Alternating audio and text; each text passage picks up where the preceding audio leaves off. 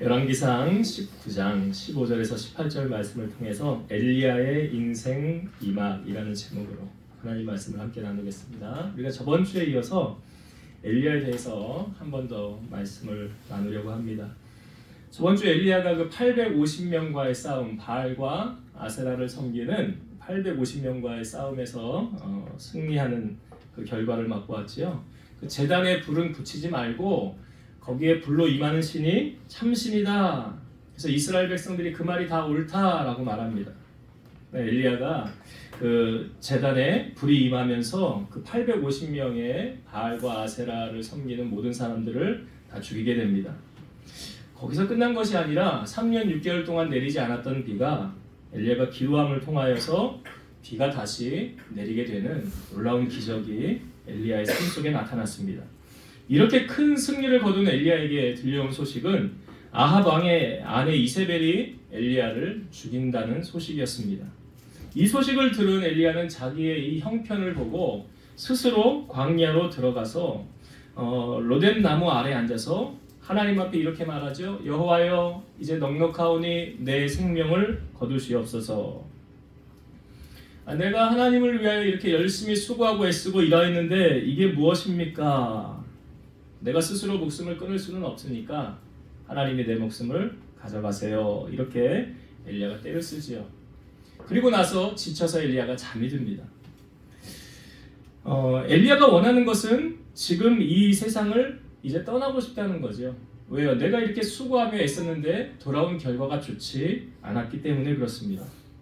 여러분, 하나님께서 우리를 언제 천국으로 부르실까요? 그 답은 엘리야를 통하여 이미 우리에게 알려주고 있습니다. 하나님이 우리를 부르심은 내가 이 땅 가운데 하나님이 나에게 주신 사명을 다 완수하고 나면 그때 하나님이 너 수고했다 하고 부르시는 거예요. 이게 엘리야가 이제 제가 왜 인생 제2막이라고 했냐면 엘리야의 인생이 첫 번째는 정말 기적과 이사를 행하면서 하나님 살아계심을 선포하는 게 제1의 사역이었고 제2의 사역, 엘리야의 인생의 제2막의 시작은 오늘 본문 이후로부터 이제 시작이 됩니다. 그러니까 엘리야가 어떤 일을 했는지는 이제 오늘 본문의 말씀을 통해 좀 나누기를 원하는데요. 그러니까 엘리야가 자기 하나님이 주신 사역을 다 감당하고 난 다음에 열왕기하 2장에 보면 하늘에서 불말과 불병거가 내려오죠. 그리고 나서 엘리야를 태우고 하늘로 올라갑니다. 그건 뭘 말하냐면 엘리야가 이제 할 일을 다 했다는 거예요.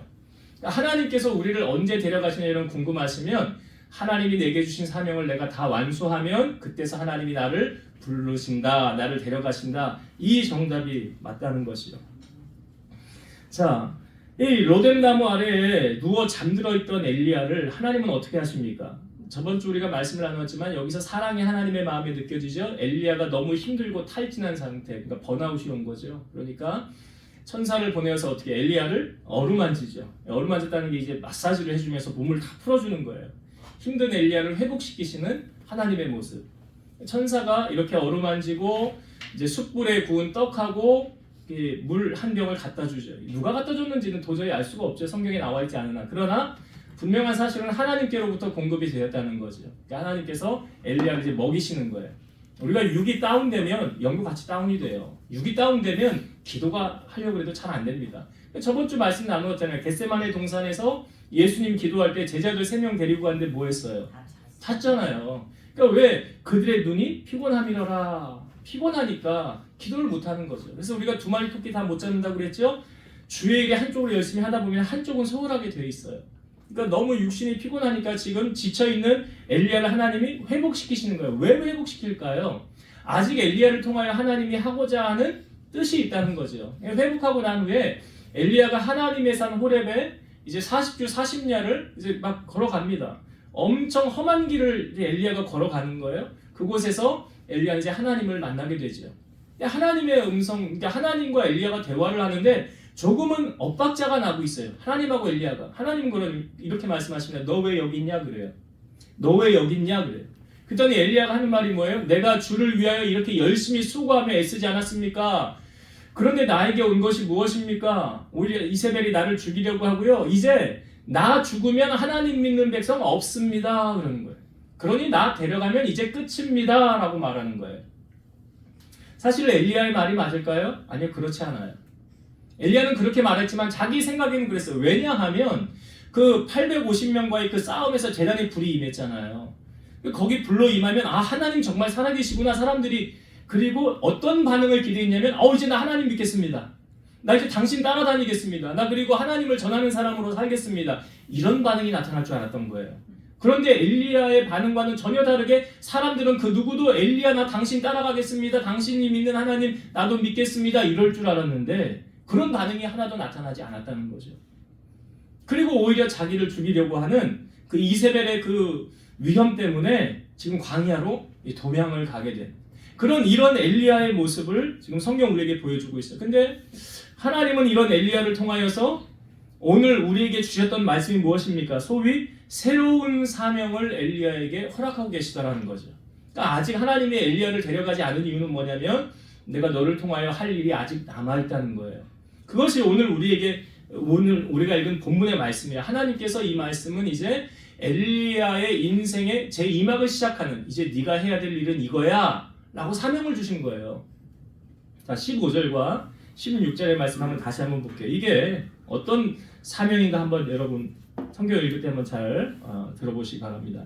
여호와께서 그에게 이르시되 너는 네 길을 돌이켜 광야를 통하여 다메섹에 가서 이르거든 하사엘에게 기름을 부어 아람의 왕이 되게 하고 너는 또 nim시 아들 예후에게 기름을 부어 이스라엘 왕이 되게 하고 또 아벨무홀라 사밧의 아들 엘리사에게 기름을 부어 너를 대신하여 선지자가 되게 하라. 자, 하나님께서 지금 엘리야에게 사명을 주십니다. 어떤 사명 같습니까?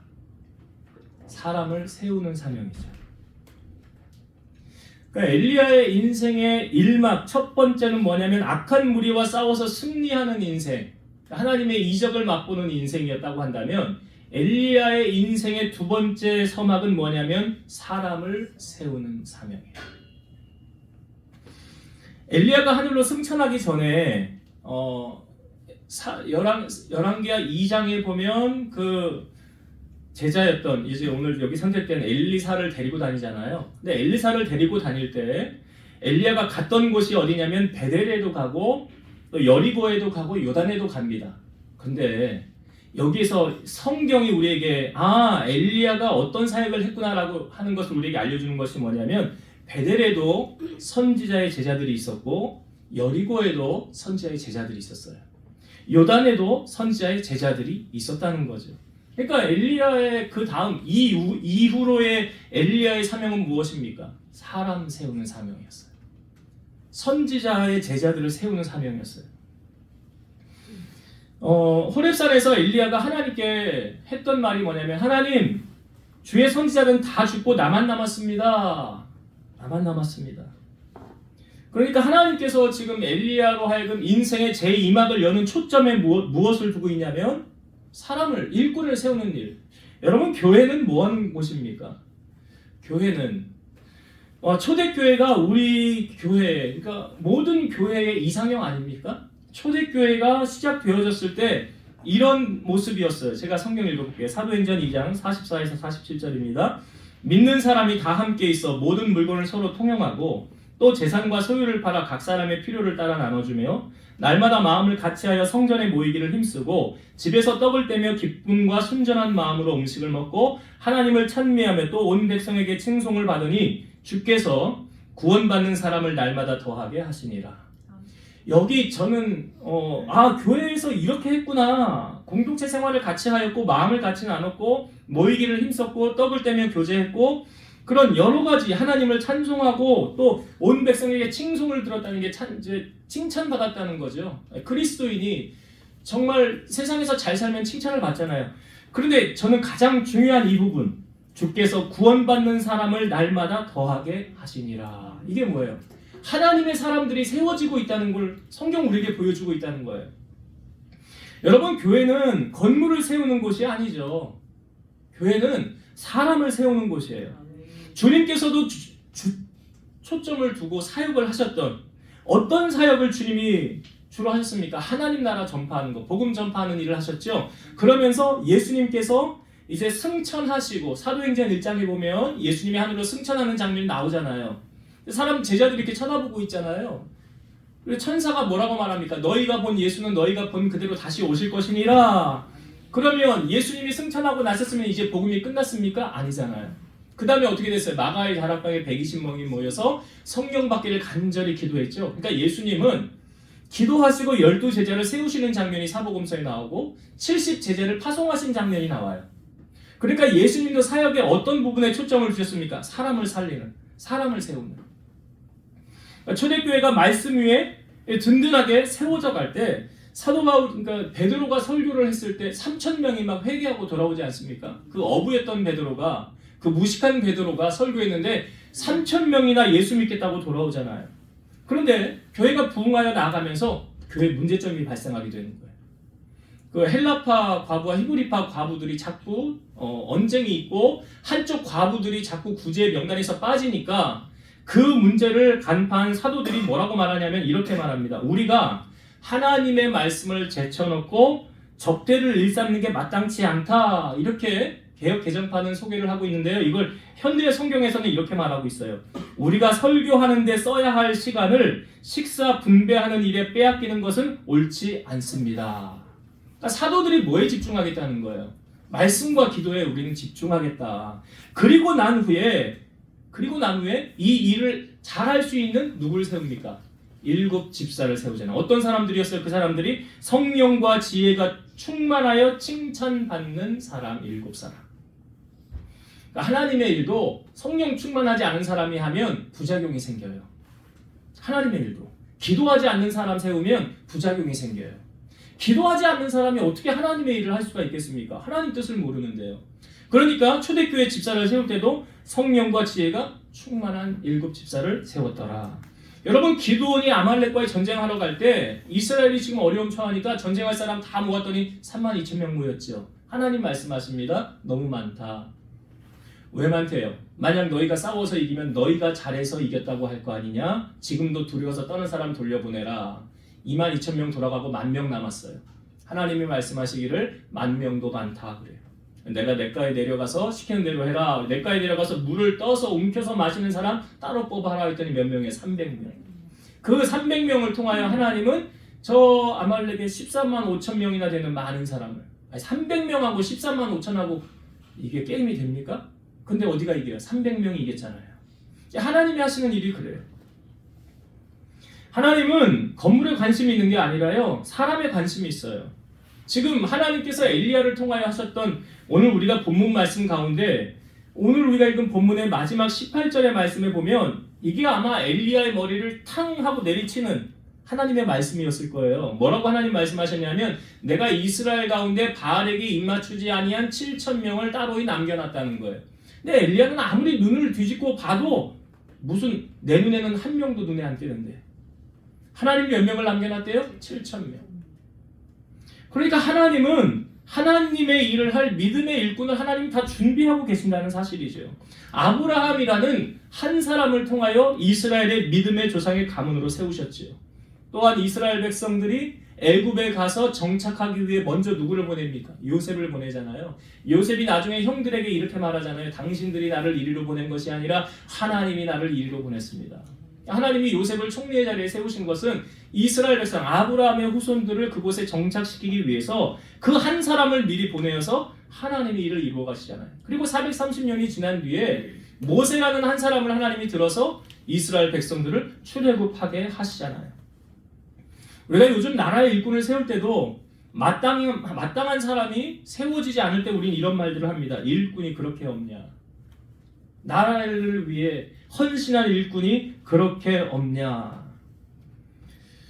여러분, 나라를 위해서 헌신할 일꾼, 교회를 위해서 헌신한 일꾼들 어디서 만들어질까요?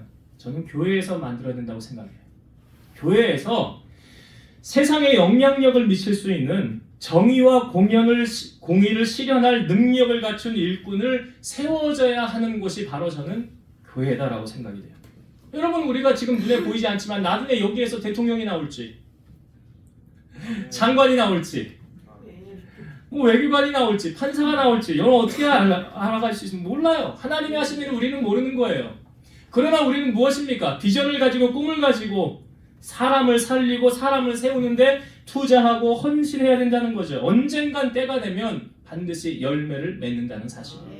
그래서 교회는 그러한 일에 힘을 써야 된다는 것입니다. 자, 하나님께서 그러면 엘리야로 하여금 이제 인생의 제2막 무엇을 위하여 하나님이 힘쓰라고 하셨는가? 일꾼 세우는 일이죠. 사람을 세우는 일에 힘쓰라고 하나님이 지금 엘리야에게 제2의 사명을 주신 거예요. 그런데 엘리야가 지금 하나님께서 먼저 이 일을 하기 전에 엘리야의 생각의 변화를 하나님이 갖기를 원하십니다. 이게 뭐냐면 엘리야가 그 하나님의 산 호렙에서 따지듯이 했던 말이 무엇입니까? 하나님을 믿는 백성이 나밖에 없잖아요. 나 죽으면 이제 끝이에요. 대가 끊기는 거예요. 씨가 말라요. 하나님 믿는 백성이 없어져요. 물론 엘리야의 눈에는 그렇게 보였을지도 몰라요. 왜요? 그 제단에 불이 임했잖아요. 근데 반응이 나오는 것이 사람들이 나를 따른다는 사람도 없죠. 하나님 믿는 백성도 없다고 하죠.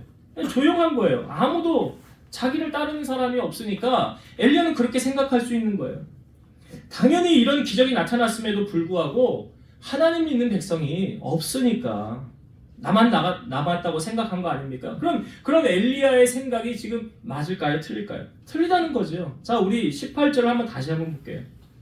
18절 제가 조금 전에 말씀드렸지만 한번 같이 읽어보도록 하겠습니다. 시작. 그러나 내가 이스라엘 가운데에 7,000명을 남기리니 다 바알에게 무릎을 꿇지 아니하고 다 바알에게 입맞추지 아니한 자니라. 자, 엘리야의 눈에는 분명히 이런 사람이 눈에 안 띄었거든요.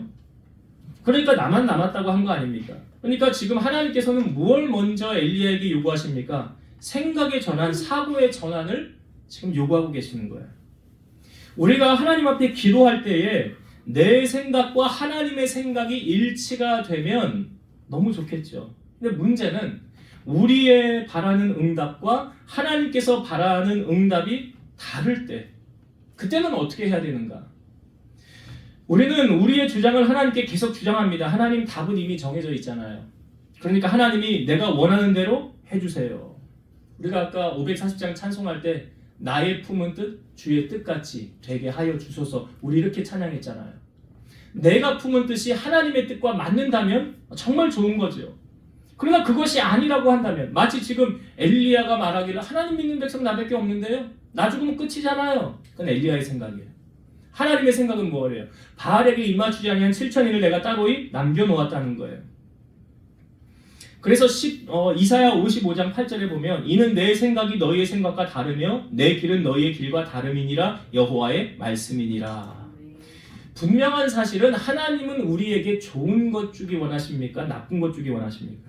좋은 것 주기를 원하세요. 그러니까 내 생각보다 더 좋은 것을 하나님은 준비하고 예비하실 수 있다는 거예요. 이사야 55장 9절 이는 하늘이 땅보다 높음 같이 내 길은 너희의 길보다 높으며 내 생각은 너희의 생각보다 높음이니라. 이게 뭐예요? 하나님은 더 좋은 것 주려고 그러신다. 내가 너에게 더 좋은 것 예비하려고 한다. 엘리야의 편견을 깨기 위해서 지금 엘리야로 하여금 너의 뒤를 이을 후계자가 누구다라는 것을 알려주셨잖아요. 오늘 말씀해 보니까 아벨무홀라 사밧의 아들 엘리사가 너를 대신하여 선지자가 되게 할 것이니라 라고 말씀해 주셨어요. 자, 엘리야가 지금 하나님께로부터 제2의 사명을 받고 궁금한 것이 생겼죠. 지금 다른 사람 아람 왕이 되는 거, 이스라엘 왕이 되는 거, 사실 그것보다 엘리야가 가장 궁금했던 건 뭘까요? 나의 후계자는 대체 어떤 사람일까?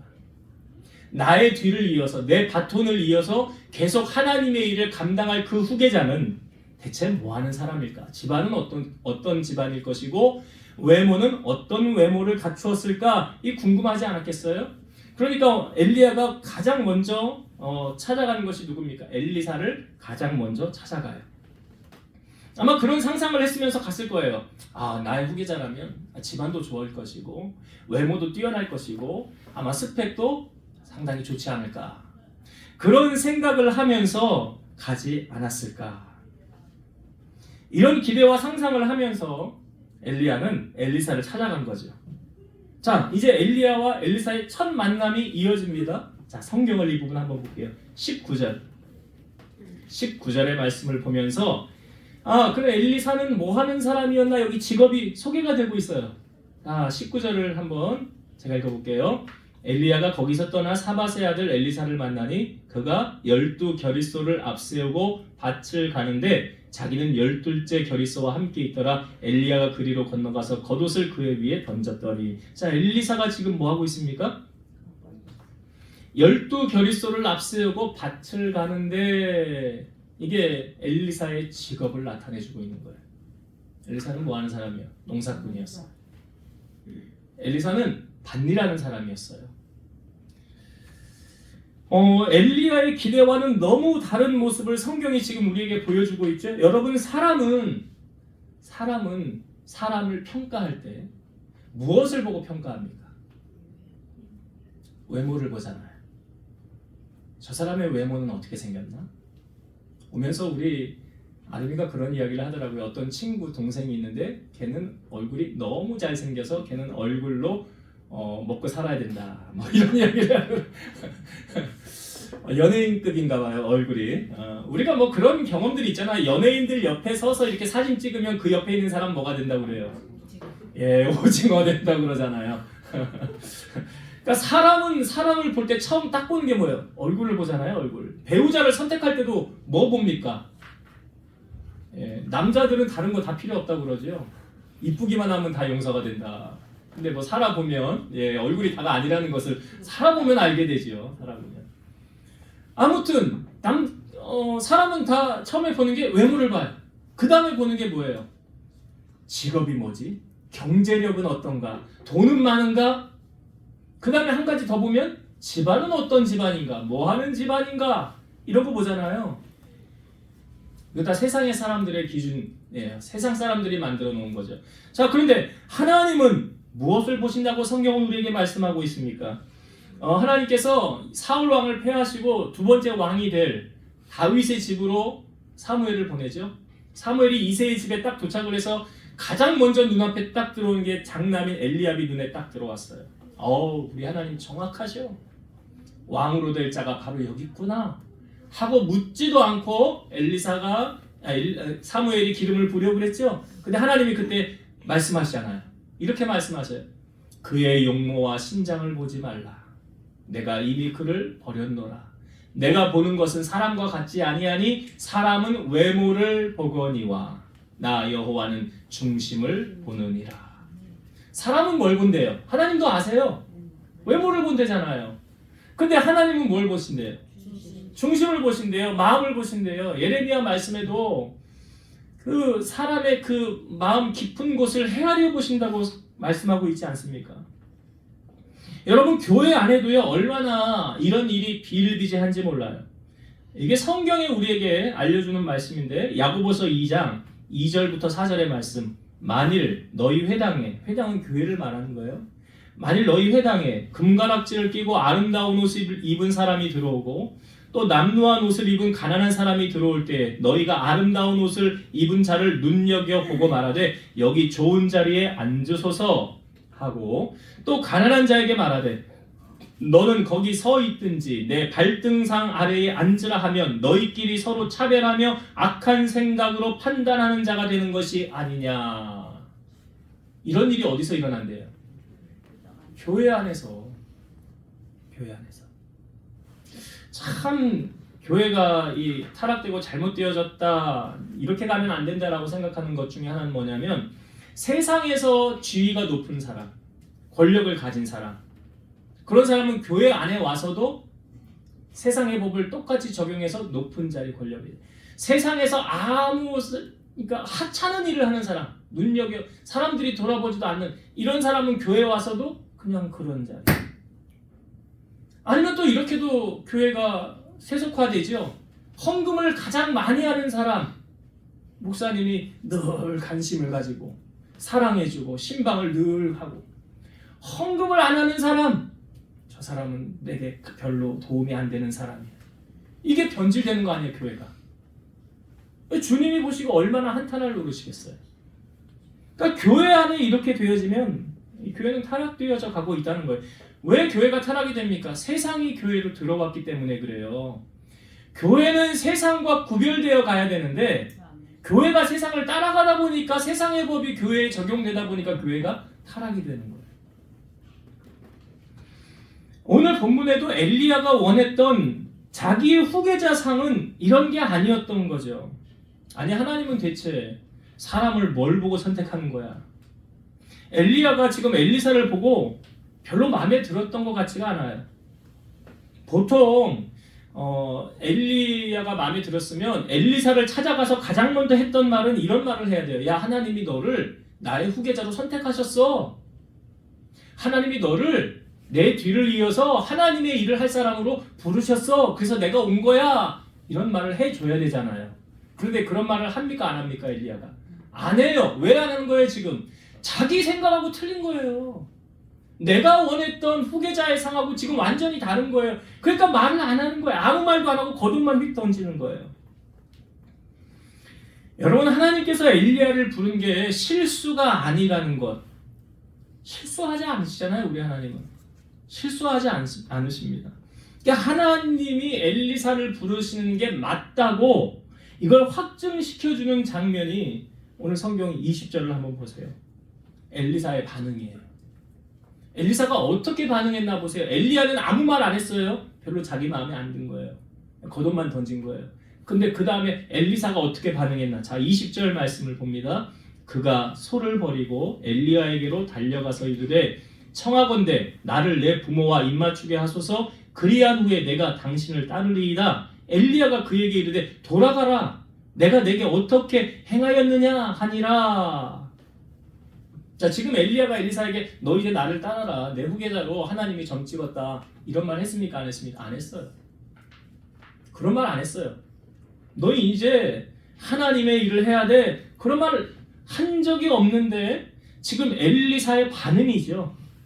엘리야가 왔을 때 뭐라고 그래요? 내가 부모와 입맞추고 이별하고 작별하고 당신을 따르게 하소서라고 말하는 거예요. 여러분, 왜 엘리사는 이런 반응이 나타났을까요? 지금 엘리야가 어떤 말도 안 했습니다. 왜 그런데 엘리야는 내가 당신을 따르겠습니다 라는 이 반응이 나타난 걸까요? 엘리사는 하나님의 때를 기다리고 준비하고 있었다는 거예요. 내가 지금은 여기서 농사를 짓고 밭을 갈고 있지만 언젠간 하나님이 나를 부르시면 나는 하나님의 일을 할 거야. 나는 하나님의 귀한 종으로서 헌신할 거야. 그 하나님의 때를 엘리사는 기도하면서 기다리고 준비하고 있었다는 거죠. 여러분, 엘리사가 만약 준비하고 있지 않았다면 뭐 겉옷을 던지든 엘리야가 왔든 그게 자기하고 무슨 상관이에요? 아무 반응이 나타나지 않았을 거예요. 그런데 엘리야가 딱 오는 순간 내가 하나님 앞에 기도했었어. 이제 하나님의 때가 왔구나. 이런 반응이 엘리사를 통하여 우리에게 나타나지고 있다는 거예요. 그러니까 하나님은 기도하고 하나님의 때를 기다리고 있는 자를 부르셔서 하나님의 일꾼으로 사용하신다는 사실이죠. 이것이 세상의 기준이 아닌 하나님의 기준으로서. 그러니까 세상의 기준은 뭐라고 했어요? 제가 조금 전에 스펙 좋아야 되고 인물 좋아야 되고 집안 좋아야 되고 그런 여러 환경의 조건이 다 맞을 때 우리는 하나님이 나를 들어 사용한다라고 생각을 하죠. 그건 자기의 생각이고 하나님은 그렇게 일하시지 않으신다는 거예요. 하나님의 생각은 인간의 생각과 다르다는 거예요. 그래서 내 생각은 너의 생각과 다르며 내 길은 너희의 길보다 높으니라 라고 말씀하고 있는 거예요.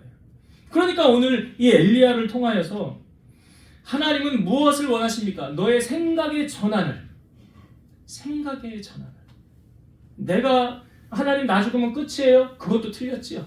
그리고 하나님 내가 바라는 나의 후계자의 상은 이런 거예요 라고 상상하며 갔는데 자기가 원했던 후계자의 상이 아니었잖아요. 그건 뭘 말하는 거예요? 너의 생각을 내려놓으라는 거죠. 너의 생각을 내려놔. 내가 갖고 있는 그 내 생각이 옳으니라. 그러면서 엘리야로 하여금 생각의 전환을 하나님이 하게 하신다는 거예요. 자, 이제 말씀을 정리하고 마치도록 하겠습니다. 여러분, 요즘 젊은이들 보면 꿈이 없다는 청년들이 참 많아요. 뭘 해도 안 되니까. 사실 진입장벽도 너무 높고 뭐 서울에는 직장생활에서 집 한 채 사는 거 이제는 불가능한 일이 되어졌다는 거 아닙니까? 그런데 오늘 말씀해 보니까 그 꿈은 하나님이 주셔야 되어진다는 것을 우리에게 보여주고 있죠. 낙심 중에 있는 엘리야를 다시 회복시키시고 제2의 인생을 펼쳐주신, 새로운 사명을 부여해 주신 하나님이 그에게 꿈을 주셔야 그의 인생이 아름다워지고 그 꿈을 향하여 달려갈 수 있다는 것을 오늘 우리에게 보여주고 있습니다. 여러분, 오늘 엘리야에게 주신 사명을 바라보면서 오늘 우리 교회에 주신 사명은 무엇인가? 또 나 개인적으로 하나님이 나에게 주신 사명은 무엇인가? 특별히 여러분, 교회가 힘쓰고 해야 될 일은 무엇입니까? 재산을 증식하는 일인가요? 건물을 세우는 일인가요? 그렇지 않아요. 예수님 무엇에 관심이 있으셨습니까? 사람을 세우는 일에 관심이 있으셨어요. 사람을, 교회는, 초대교회도 그렇잖아요. 사람을 세우는 곳이. 그래서 세상에 영향력을 줄 수 있는 일꾼들을 배출하는 곳이 어디가 되어야 돼요? 교회가 되어야 되는 거예요. 그런 그리스도의 가치관을 가지고 세상에 물들지 않고 타협하지 않으면서 하나님이 원하시는 기뻐하신 뜻을 이루어갈 수 있는 그런 믿음의 일꾼을 양성해 가야 되는 곳이 어디입니까? 교회라는 거예요. 그렇게 우리 교회가 나아가야 될 줄로 믿습니다. 또한 여러분들 또한 그러한 일에 헌신하고 투자하는 여러분 되시기를 주의 이름으로 축원드립니다. 두 번째로 우리의 생각을 넘어 일하시는 하나님이시라는 거죠. 그러니까 하나님이 우리를 위해서 일하시기 위해서는 먼저 되어져야 될 게 뭐예요? 내 생각을 내려놓는 거죠. 여러분, 내일 제 말씀을 나누겠지만 처녀가 임신을 할 수 있어요? 없어요? 없잖아요. 근데 예수님은 처녀가 임신해서 이 땅에 오셨잖아요. 성령을 통해서. 그러니까 그것을 요셉조차도 믿지 않았지만 하나님이 말씀하시니까 요셉도 믿고 순종하게 나아가지 않습니까? 그러니까 하나님이 우리를 위하여 크게 일하실 수, 넓게 일하실 수 있도록 우리의 생각이 먼저 내려놔줘야 된다는 거죠. 그리고 나의 주장을 하기보다는 하나님께 우리의 생각을 맞추는 게 중요한 거죠. 그래서 하나님이 이끄시는 것이 가장 좋은 선택이고 방법이다라는 거예요. 그래서 너의 행사를 여호와께 맡기라라고 성경은 말하고 있어요. 맡기면 누가 책임질까요? 하나님 책임지시는 거예요. 그래서 우리의 인생을 인도하시는 그 하나님. 오늘 엘리야를 통하여 이제 나밖에 없습니다라는 그 말에 바알에게 입맞추지 않은 7천인을 내가 따로 남겨놓았느니라. 이게 하나님의 일하심이고, 내가 원했던 후계자의 상 엘리사. 근데 엘리사는 아마 내가 원했던 그런 사람을 기대했지만 하나님이 원하는 방법으로 하나님이 일하셨다는 것. 그것을 오늘 기억하면서 우리의 생각을 내려놓고 하나님의 생각에 초점을 맞추어 나아가는 여러분 되시기를 주의 이름으로 축원드립니다. 기도하시겠습니다. 살아서 역사하신 하나님 감사합니다. 오늘 엘리야의 인생의 제2막 서막이 열렸습니다. 그것은 엘리야를 통하여서 하나님의 일꾼들을 세우는 일이었습니다. 교회가 무엇에 관심을 가져야 됩니까? 세상에 영향력을 줄 수 있는 신실한 일꾼들을 세우는 곳이 교회가 되게 하여 주옵소서. 그렇게 하나님께 귀하게 쓰임받는 많은 일꾼들이 우리 교회에서 세워져 갈 수 있도록 은혜 베풀어 주시옵소서. 또한 하나님께서 우리를 통하여 일하실 때 나의 생각이 걸림돌이 되지 않게 하시고 나의 생각을 내려놓고 철저하게 하나님이 이끄시는 대로 하나님의 생각에 순복하고 순종하며 나아가는 우리 성도들이 되게 하셔서 하나님의 큰 일을 내 생각보다 높으신 하나님의 일하심을 경험하며 살아가는 우리 성도들 다 되게 하여 주옵소서. 예수님 이름으로 기도드리옵나이다. 아멘.